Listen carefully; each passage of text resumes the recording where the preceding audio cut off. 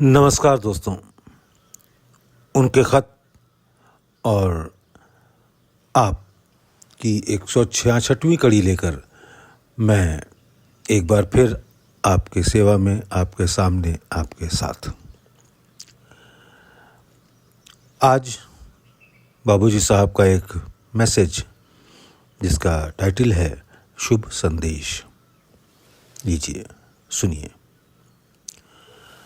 साधारणतः लोगों में यही विचार फैला हुआ है कि केवल क्रिया जो हमें बताई जाती है वो स्वयं पूर्ण दशा पे पहुंचाने के लिए काफ़ी है। इसके अतिरिक्त उनका विचार दौड़ता ही नहीं।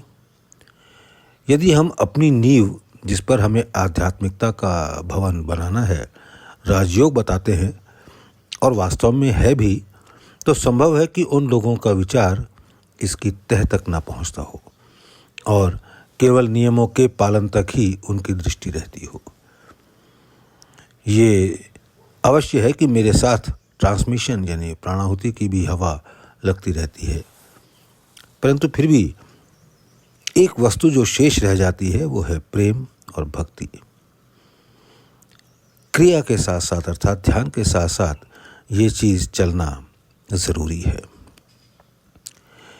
श्री कृष्ण जी ने राजयोग में इस चीज़ को भी सम्मिलित किया था, जिससे जल्दी हो जावे, शीघ्रता हो जावे और साधक अपने लक्ष्य पर शीघ्र ही पहुंच सके।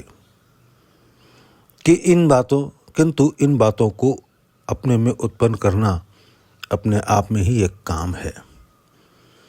उपाय ये ज़रूरी है, ये अवश्य है कि ईश्वर का सतत स्मरण रखने का प्रयत्न किया जावे।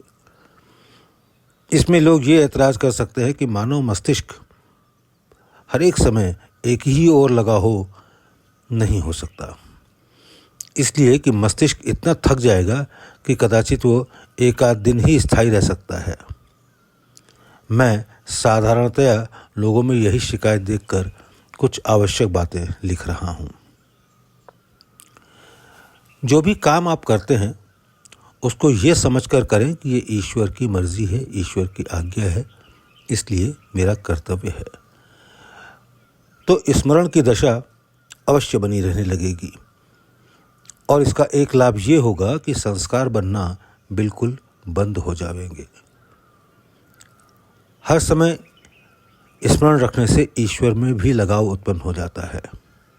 और भाई, क्योंकि हमारे विचार में गर्मी जरूरी है, गर्मी उपस्थित है, इसलिए कुछ उभार की दशा अर्थात प्रेम के उभार की उत्पन्न होने लगती है तथा धीरे धीरे इसी के द्वारा भक्ति का पूर्ण रूप आ जाता है।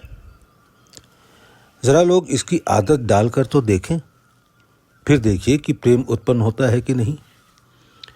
ये वस्तु तो नितांत आवश्यक है।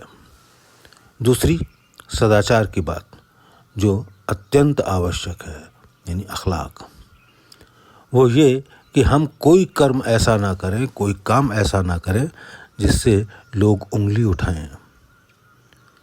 हमारे दैनिक जीवन के नियम तथा सबके साथ व्यवहार बहुत ही भला एवं सीधा साधा होना चाहिए। इससे आपके मन को भी संतोष मिलेगा और शांति की अवस्था का आरंभ स्वयं ही आपके अंदर प्रस्फुटित होने लगेगा।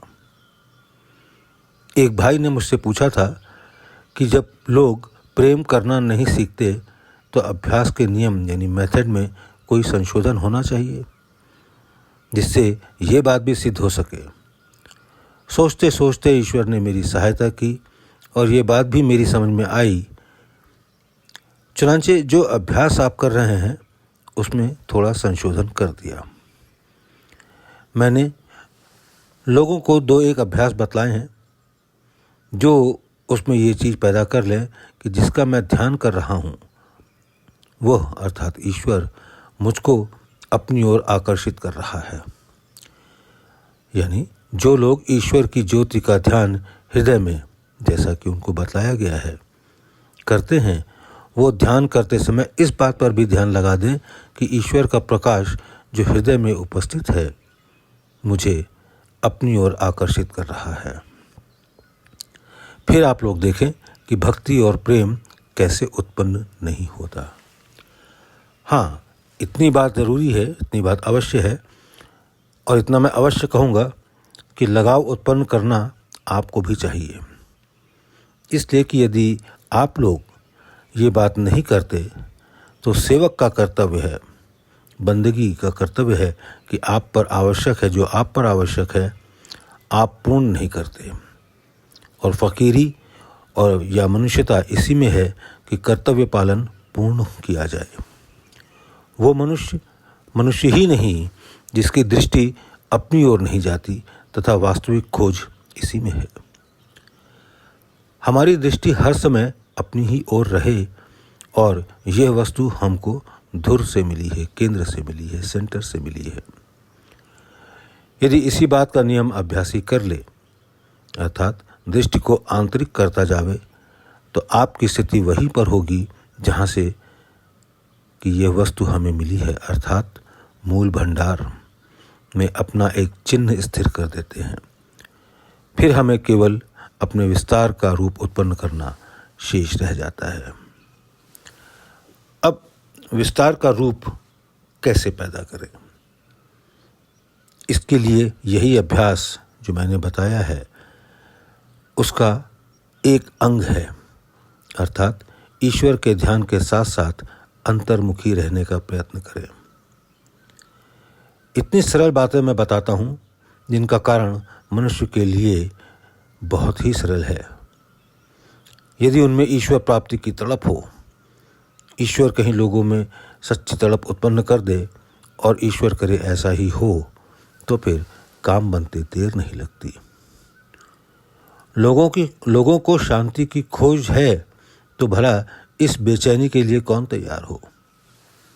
लोगों को शांति की तड़प है, शांति की खोज है, तो भला बेचैनी के लिए कौन तैयार हो?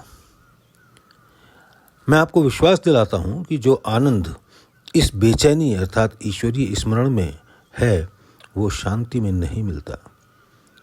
जिसको लोग शांति कहते हैं, वास्तव में मेरी समझ में वो कमाल की चीज़ है जिसका तलछट अभ्यास में कुछ अवश्य मिल जाता है, और जो इस बात का प्रमाण देता है कि उसका कोई मुख्य बिंदु, सेंटर अवश्य है। बेचैनी बढ़ते बढ़ते, अर्थात जब ये बेचैनी कमाल पर पहुंचती है और सीमा को भी पार कर लेती है, तब शांति का आरंभ होता है। उससे आगे अभी लिखना बेकार है।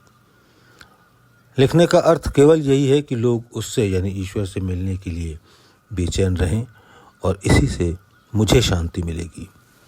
यदि आप लोग अपना ये कर्तव्य समझते हैं कि जो कुछ भी सेवा मैं आप लोगों की कर रहा हूँ उसके बदले मुझे शांति मिले, तो यही उपाय हो सकता है कि आप लोग भी बेचैन रहें। रामचंद्र।